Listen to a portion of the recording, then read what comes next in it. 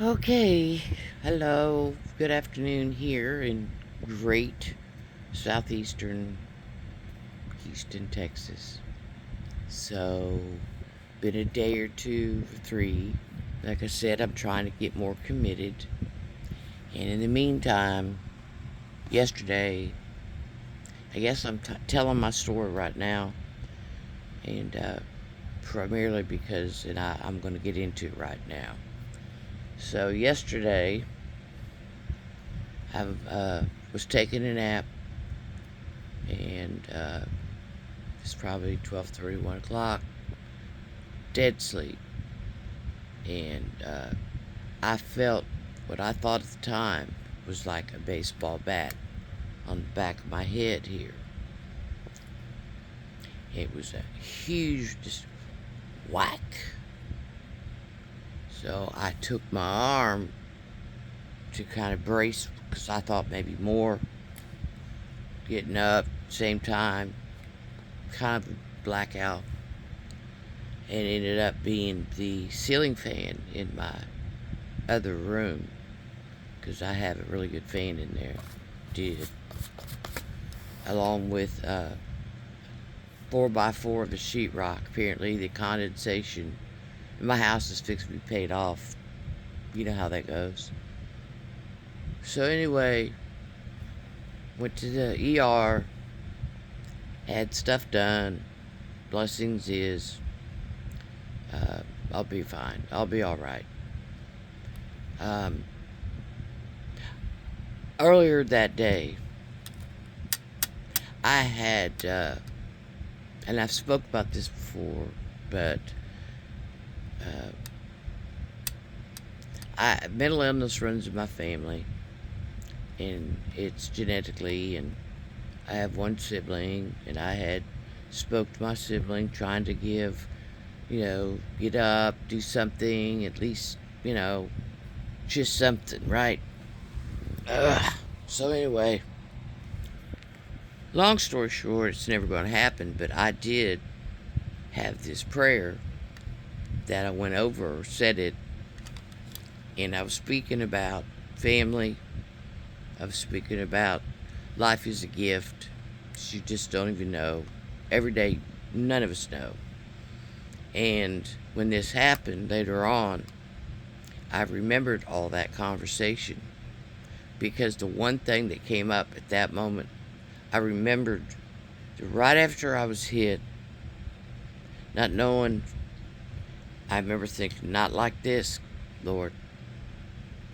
My family, don't let it be like this. I wasn't afraid. See, I can't explain that about death. And it's a conversation that my aunt, the one that I just came back from in New Mexico, have all the time. I did it also with my mother-in-law who passed away 2 years ago. We would talk about it because a lot, you get closer, you feel it, And I've always been a person that lives in the here and now. I'm in the here and now. If I not in planning, say the weekend, you want to do stuff around the house, whatever. And I had just mentioned to her, I have to call her yet. I just mentioned to her that we had needed to do some ceiling work. That I could tell there was just moisture or the vent, and it just didn't look right. But nothing that I thought. I mean, we're talking, there was an old pipe. There was this huge wood. I really got very blessed. I've had cuts back in here. I had a scan that does show, but nothing. I can tell you right now that it's just, I'm sore. I'm very fortunate. Could have been really, really bad. And, when something happens, regardless whether it's to yourself or someone else that you love, and it's scary, it has you stop and think. Well, I'm already a person that thinks, and I'm already very grateful for each day that comes by. You know, whether I get to talk to this grandchild or that grandchild, or one's off work, or, you know, because they're all young adults. They're in their 20s and they've got lives. You know, this is the thing about those that think that, you know, that it's all over now, or it's, you know, I did all that and look at it now. No, no, no, no. You're successful if they're out there doing what they're doing their lives. You know, now's your time to do for you, because you've spent that time, you've worked hard, you know, you sacrificed, and it's time. And I'm doing it. I mean, that's only just, you know, it might be a little setback to get this fixed for financially, but I'm still trudging. It's gonna happen. And I thought, you know, if I don't do anything else, I think when I vent like this, or when I share like this, stop and think, you know, why is this person who lives all the way in BF Egypt, you know, we don't know each other. And I do this, like I said early on when I first began, that this is for posterity for my kids. This is something that they can look at down the road when I'm not here anymore, because I am so proud of them. You know, my youngest came with me to the ER and was hilarious. We both were. That's how I get through tragedies. That's how I get through anger. I'm a very off the cuff, you know. It was hilarious because my doctor that worked on me, his name was Dr. Healing. He's 84 years old. He maybe had 3 teeth. I'm not exaggerating. That when he walked in, I kind of went, because that's kind of like, I've always drawn people that are a little different. When I worked nonprofit, I worked with, at that time, before I got licensed, I was a phlebotomist, drew blood, and this was the 90s. So I worked for, and they had hired me, you know, drawing blood for those who were high risk for HIV. AIDS was full blown. And I basically messed with people all day long, and that nobody wanted anything to do with. You know, they're street people. They were prostitutes and homeless and bad homeless. And I'm not talking those intense. I'm talking ones that are either shooting dope every day, their arms are sores everywhere. There was one woman, she was a white female, that really, you know, she got raped all the time. I mean, it was just, and how I dealt with, and I saw a lot of losses. People that I would test, and then later on I would also give them the results. And there's a system and a way to do these things, because then you got to get them into the system for the medications. And, you know, if they're homeless, or if they even have any kind of mental illness or a drug addiction, because that's the chicken or the egg, you're dealing with all kinds. Which one do I go to? Which one's the most? Does one affect or create the other? In that life of my career, because I ended up going from that and getting licensed as an LCDC and an LPC. Now, I went to work first time in a women's prison. Just the energy of that many women around. And I was being trained. It took a little while for the adapting with the correction officers, like when groups would come, or when I'd have to pull for individual counseling, that type of thing. You have to be real conscientious that you're in their house.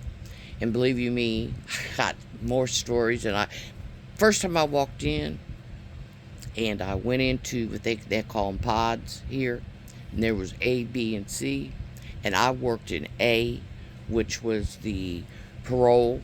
They weren't probation. They had just spent 15 years, maybe a little bit more, but mostly less. Hardcore. Anyway, this one little girl comes in, butt naked. Oh, counselor such and such, counselor. And I went, turned around, she's standing, baby powder, just a young thing. And I said, She introduced herself. I said, well, nice to meet you, but as far as first impressions, don't you think you might want to put a towel around you or do whatever? And I surprised myself. Just like when I first went in, as far as going through checkpoints and all that stuff, there was a woman that I was going to work with who didn't last long, by the way. A lot of them didn't last long.